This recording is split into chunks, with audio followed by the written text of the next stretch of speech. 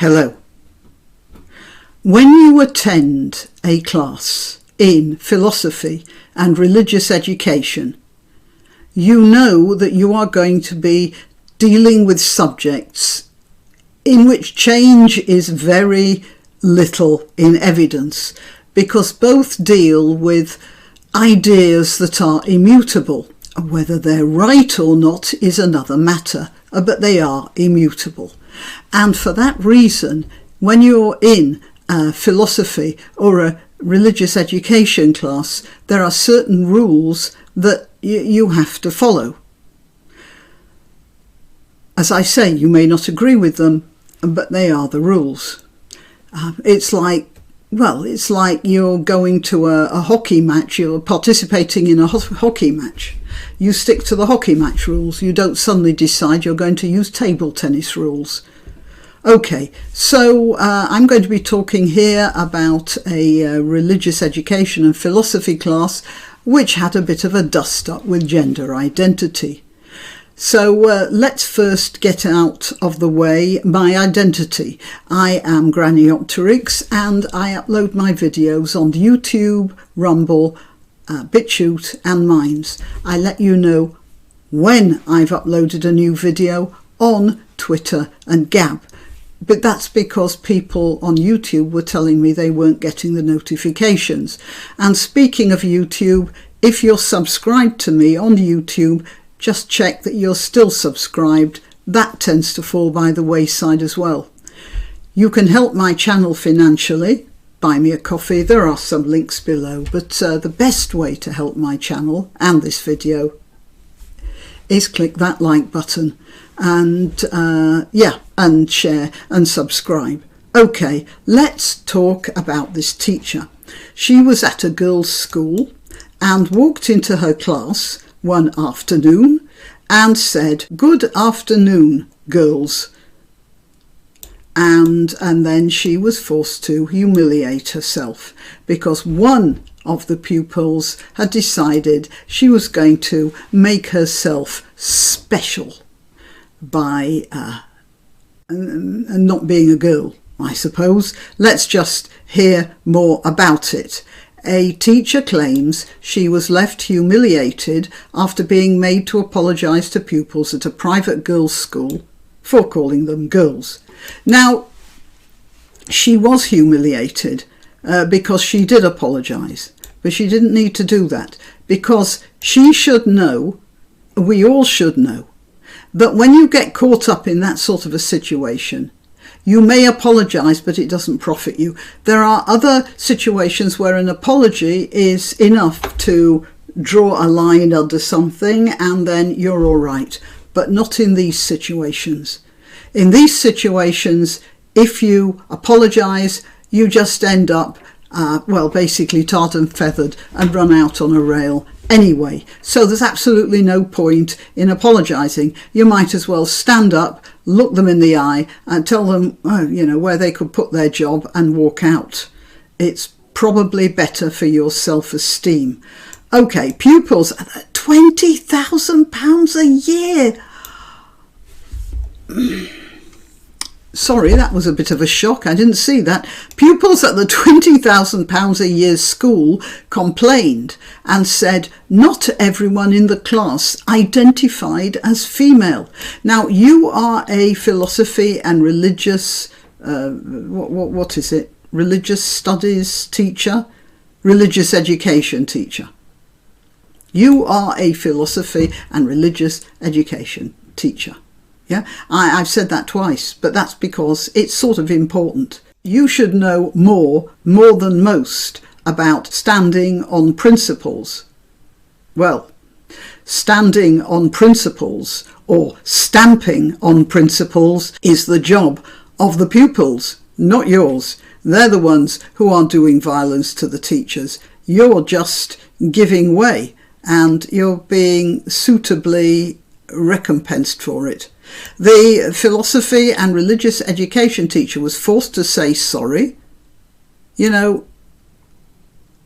unless they actually had a gun to her head. She wasn't forced. She gave way. I mean, I'm sorry for her. I'm not saying she was wrong. I can imagine the pressure was great, but she shouldn't have done it. After saying "Good afternoon, girls" at the start of the lesson, students wrote all their names and pronouns on the board the following day, with one of the children using the pronouns they, them. Now, if that girl, one of the children, you notice how the Telegraph doesn't say one of the girls, which is what it was. If that person there, that child, was a girl, then she should have been okay with being identified as a girl. And if she didn't identify as a girl, she shouldn't have been in a girls' school. And the principal of the school should have backed up the teacher on that point alone. The girls also held a lunchtime protest. This looks to me more like a situation where the girls thought that they could get one over on the teachers. Now these are, it says here, year 7. So year 7 is 11, 12, maybe a sort of very slow 13, I suppose. So they are learning that they can mob up and, pile in on a teacher, somebody with superior knowledge who is there to instruct them, and they can get away with it. This is very bad education for their future lives, really. Do you remember in Jane Eyre, there's a scene where the one that everyone thought that he was going to marry, I've forgotten their names, but anyway, and they were discussing how they bullied their governess. And this was a device that Charlotte Bronte was using to show what thoroughly unpleasant people they were. But they were talking with great amusement. So they didn't even regret it when they were adults. And it just showed what nasty, shallow people they were and how little worth they had. And that's exactly what's going on here with these kids. They are bullying their teacher because they know they can get away with it. As has often been said, being a bully is fine until you meet a bigger bully. The trouble is, you always meet a bigger bully. And if you think that being a bully is going to get you ahead, one day you're going to come crashing down in flames. This is not good for these kids. And the teacher was absolutely right. I think there's a law going through now about consulting parents when children are talking about changing their sex. In an ongoing review into child and adolescent gender dysphoria care last week, the teacher said the problems began in May 2021 after some Year 7 students complained. It came less than a week after the sixth form's diversity and inclusion prefects did an assembly on gender and pronouns. You can see how this sort of thing trickles down. You have some self-important girls, or maybe they had a lecture from some, idiot who said they knew something about gender dysphoria or diversity or whatever. And then the younger kids got the idea they could use this as a handle. Students were allegedly shown a video discussing gender identities and sex being assigned at birth. So this was poison that the kids were fed previously, and you see how it worked its way through the school from there on. I was told that they made placards with slogans such as "Trans Lives Matter," the teacher said. You'd say this is ridiculous, but it isn't. It's like the children were being fed a poison, and then you laugh at the fact that they become ill. It's actually nothing to laugh about. That lecture was poison. And it's not that we shouldn't talk about gender dysphoria and all the rest of it. It does happen. It's not as common as all that, but it does happen.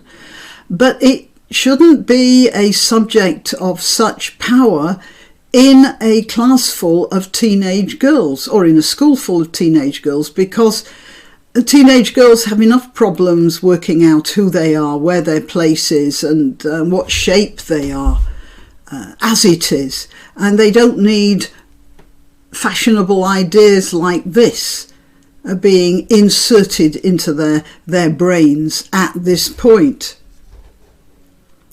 The teacher, who asked to remain anonymous to protect the pupils. Can you imagine the way they treated her, and she still doesn't want them named and shamed?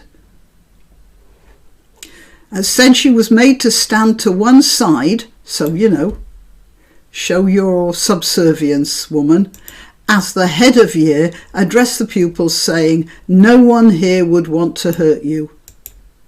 Oh, I think there are some people who would.